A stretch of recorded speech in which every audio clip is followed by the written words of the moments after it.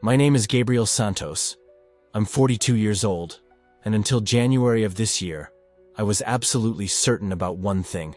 Death was the end. Final. Complete. A biological shutdown with nothing beyond. I was an aerospace engineer, spending my career calculating satellite trajectories and orbital mechanics. I lived in a world where every question had a rational answer, governed by predictable laws. Numbers don't lie. I had heard the stories, of course. People claiming to have died and come back. Visions of light. Divine encounters. Near-death experiences.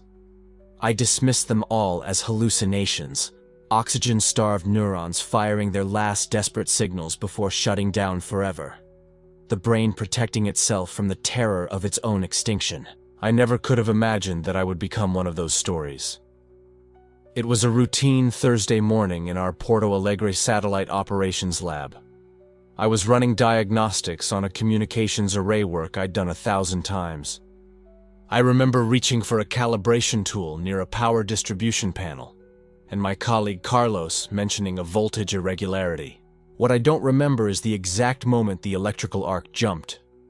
One instant, I was Gabriel Santos, engineer, father of 2, husband to Marina, a man who believed the universe could be understood through mathematics and observation. The next instant, everything I thought I knew about reality shattered. They told me later that 48,000 volts surged through my body. The current threw me backward 6 feet. My heart stopped immediately. By the time the emergency medical team arrived, I had been clinically dead for 4 minutes and 17 seconds.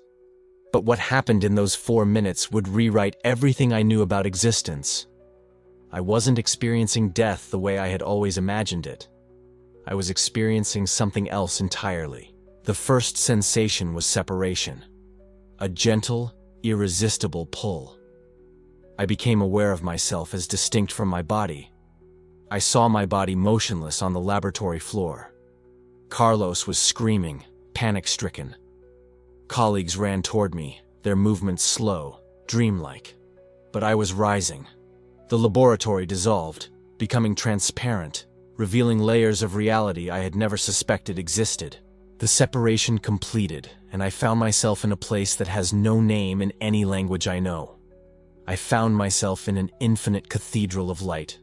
It wasn't just illumination. It was presence, alive, breathing, knowing. Colors existed there that I have no words for, dimensions of beauty that human eyes were never designed to see. I felt my entire being trembling with awe, not with fear, with awe. There was no ceiling above me, no floor beneath me, yet I had a sense of standing, of being oriented in space, even though space itself seemed to operate by entirely different rules. Time felt different too. Not slower or faster, but more like time was a dimension I could almost see, the way you might see depth in a photograph if you looked at it correctly. I became aware of a silence that was somehow fuller than any sound. A silence that contained everything. Past, present, future. Every voice that had ever spoken, every word that would ever be uttered, all existing simultaneously in this profound, infinite quiet. And then the silence broke. Not with sound, but with presence. He appeared, and in that single heartbeat, every skeptical argument I had ever constructed collapsed instantly. But nothing could have prepared me for the reality of him. Jesus. I knew him immediately. He stood before me, physical yet transcendent, his presence like a supernova compressed into human shape. Light radiated from him, authority, love, and terrible, beautiful knowledge. His eyes, I will never forget his eyes. His eyes held the weight of eternity. When they turned toward me, I felt completely seen, known. Every thought, every secret, every moment of pride, selfishness, or cruelty, disguised as reason. He knew it all. And despite knowing everything, despite seeing every flaw and failure and moment of willful blindness, the look in his eyes was not condemnation. It was love. A love so vast and so specific, so general and so personal, that I felt my entire sense of self beginning to dissolve in the face of it. I wanted to speak, to explain myself, to justify the life I had lived, but no words came. What could I possibly say to someone who already knew everything? He spoke, and his voice was like nothing I had ever heard. It wasn't loud. It didn't echo in that infinite space, but I felt it resonate through every particle of my being, as if the sound was bypassing my ears entirely and speaking directly to the essence of who I was. Gabriel. He knew my name. Of course he knew my name. He knew everything. But hearing him speak it, hearing the way he pronounced each syllable with such perfect knowledge of who I was, who I had been, who I was meant to become, shattered something fundamental inside me. I fell. Not physically, because I had no body there, but I fell in every other way that matters. All my pride, all my self-sufficiency, all my certainty that I had understood the universe through my calculations and equations crumbled like ash. Lord, I heard myself saying, though I had no mouth to speak. The word came from somewhere deeper than language. Lord, I didn't know. I didn't believe. I was blind. You were asleep, he said, and there was no accusation in his voice, only a sadness so profound it made me ache. But you are awake now, and there is something coming that you must understand, something most will not see, though it will be displayed before their eyes, something my Father has ordained as a sign, a marker, a final warning before the day approaches. He extended his hand toward me, and I saw that it bore scars, puncture wounds, healed but visible, evidence of a violence I had always dismissed as religious mythology, now undeniably real before me. Come, he said, I will show you what is approaching, and when you return, you will tell them what you have seen. The space around us began to shift, not moving, but revealing. Layers of reality peeling back to expose something beyond, something approaching, something that made every calculation I had ever performed seem like a child's counting game. And then I saw it, a vision unfolding before me with crystalline clarity. I saw our planet Earth, beautiful and fragile, suspended in the darkness of space. I saw the sun, that nuclear furnace 93 million miles away that I had studied, that I had incorporated into 1,000 trajectory calculations. And I saw the moon moving into position. Not just any position, a specific alignment, a perfect geometric arrangement that occurs rarely, that can be calculated centuries in advance, that astronomers catalog and predict with absolute precision.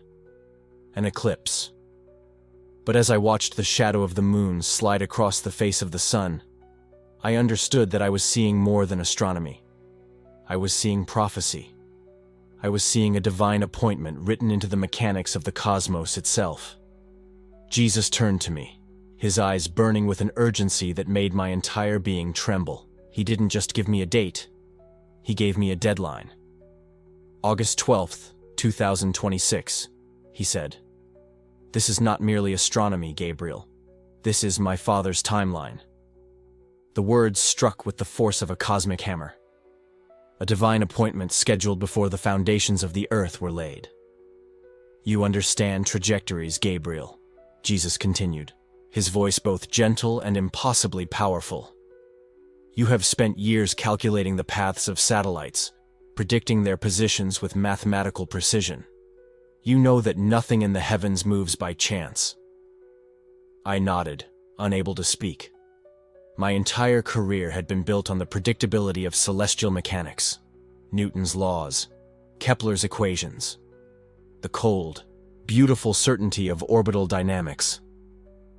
Then understand this, he said, and the vision intensified. I saw the moon's shadow racing across the Earth's surface at thousands of kilometers per hour, plunging regions into sudden darkness. I saw millions of people looking up, marveling at the astronomical spectacle, taking photographs, celebrating the wonder of nature, but I also saw something they could not see. I saw the spiritual darkness that mirrored the physical shadow.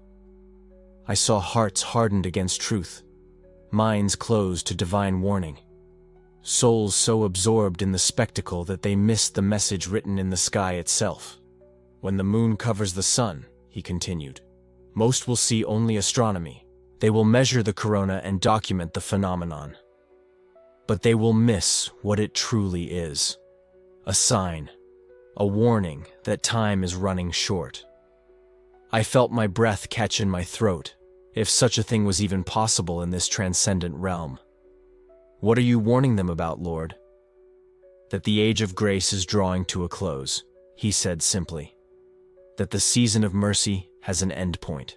That there are divine appointments written into the very fabric of creation, and this eclipse marks one of them. The vision shifted again. I saw the earth from a distance, rotating peacefully in the void, unaware that embedded in its orbital mechanics was a prophetic timetable established by the Creator himself. You calculated satellite trajectories, Gabriel. You knew exactly where a satellite would be months, even years in advance. Did you ever wonder who calculated the trajectories of the sun and moon? Who positioned them with such precision that an eclipse could be predicted centuries before it occurs? The question shattered something fundamental in my understanding. Of course, I had known that celestial mechanics allowed for such predictions, but I had always attributed it to natural law, to the elegant mathematics of gravity and motion. I had never considered that the mathematics itself was authored, that the natural laws I studied so reverently were not autonomous principles, but divine decrees. Commandments spoken not to humanity, but to the cosmos itself. The heavens declare the glory of God, Jesus said, and I recognized the ancient psalm. The skies proclaim the work of his hands. Day after day they pour forth speech. Night after night they reveal knowledge. I understood now. The universe itself was a prophetic text, written in orbits and eclipses, in the dance of celestial bodies choreographed before time began. On August 12th, 2026, he continued, the heavens will speak again. But as always, most will not hear. They will see the shadow, but miss the message. They will photograph the corona, but ignore the warning. What should they do, Lord? I asked, desperate to understand my role in this revelation. He smiled then, but it was a smile edged with profound sorrow. They should do what they have always been called to do, turn from darkness to light, from pride to humility, from self-reliance to surrender. And then his expression changed. The cosmic vision faded. The eclipse, the earth, the vast celestial mechanics all dissolved like morning mist. What replaced it was far more terrifying. But before I send you back with this message, Gabriel, he said softly, and now his voice carried a different quality, something intimate and inescapable. You must see what you yourself have refused to see. I thought I had survived the worst. I was wrong. Terror gripped me, not the terror of the unknown, but the far worse terror of being truly known. Look, he said, and I saw my life. Not as I had experienced it, not filtered through my own justifications and rationalizations, but as it truly was, as he had always seen it. I saw a boy gifted with brilliant intellect, raised in a Christian home. But I saw pride taking root subtle at first, a quiet satisfaction in being smarter than others. It grew as I entered university, falling in love with mathematics. My faith shrank, relegated to Sunday mornings, until it no longer governed my thinking. I graduated, married, and built a comfortable life, but pride spread like cancer through my soul. Pride in my intellect, achievements, and self-sufficiency. I had not needed God, I realized with crushing clarity. Or rather, I had convinced myself I did not need him. My equations worked whether I prayed or not. My calculations were accurate regardless of my spiritual state. My career advanced based on competence, not faith. And so faith had withered. not into atheism. That would have been too honest, too definitive. Instead, it had withered into something far more insidious, a vague deism that acknowledged God's existence but denied his relevance. I believed he had created the universe, set the laws of physics in motion, and then stepped back to let it run like a cosmic clockwork. I did not need a personal God. I had mathematics. I had reason. I had myself. "Do you see it now?" Jesus asked gently. Tears would have come, if I still had eyes capable of producing them. Instead, I felt something far deeper than physical crying, a breaking that occurred at the very foundation of my being. "I was so blind," I whispered. "Yes," he said, not cruelly, but with infinite compassion. "You calculated the orbits of satellites but ignored the orbit of your own soul. You predicted trajectories across space but never considered the trajectory of your own life, where it was leading, where it would end." I saw more. I saw the times I had dismissed my wife's gentle invitations to pray together, too tired from work, too preoccupied with projects. I saw the moments I had scoffed internally at colleagues who spoke of faith, considering them intellectually weak, needing the crutch of religion. I saw my daughter asking me about God when she was 6 years old, and I saw myself giving her vague, evasive answers, unwilling to pass on a faith I no longer truly held. "Every moment of pride," Jesus said quietly, "every assumption of self-sufficiency, every time you placed your intellect above my truth, you were building a tower. And like all towers built on pride, it was destined to fall." The vision showed me something else then. I saw the trajectory of my life if the accident had not happened. I saw years of continued success, of increasing pride, of growing distance from any spiritual reality. I saw myself at 60, successful and empty. At 70, accomplished and alone. At 80, brilliant and terrified, as death approached with no hope beyond the grave. I saw the eclipse of August 12, 2026, occurring while I was still alive, still proud, still blind. I saw myself watching it with scientific interest, perhaps even attending an eclipse viewing event, calculating the precise duration of totality. And I saw myself missing the message entirely. Missing the warning. Missing the call. Missing the last clear sign before the end of the age of grace. The weight of it crushed me. Not physical weight, but something far heavier. The weight of wasted years, of squandered gifts, of a life lived in service to self rather than to the one who had given me that life in the first place. "Lord," I cried out, every defense shattered, every justification incinerated in the light of his truth. I was blind, completely blind. What would you have me do? His hand touched my shoulder then, and the touch carried such love, such overwhelming acceptance, that I understood something profound. He had known. All along he had known every moment of my pride, every instance of my self-reliance, every second of my spiritual blindness. And he had loved me anyway. Loved me enough to let me build my tower of pride. Loved me enough to let it fall. Loved me enough to meet me in the wreckage and show me what I had refused to see. Loved me enough to give me another chance. "Go back," he said gently. "Go back and warn them. Tell them about the eclipse. Tell them it is not merely astronomy. Tell them it is a sign, a marker, a divine appointment."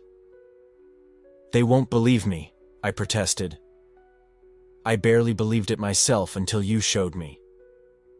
"Some will believe," he said. "Not all, perhaps not even most. But some will hear, and some will turn, and some will be ready when that day comes." He stepped back, and I felt the distance between us beginning to expand.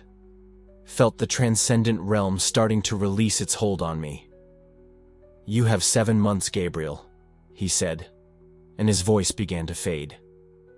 7 months from when you wake up until August 12th, 2026. Use them well."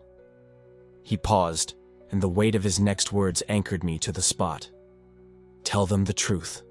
Tell them time is short. Tell them the eclipse is a warning for those with eyes to see."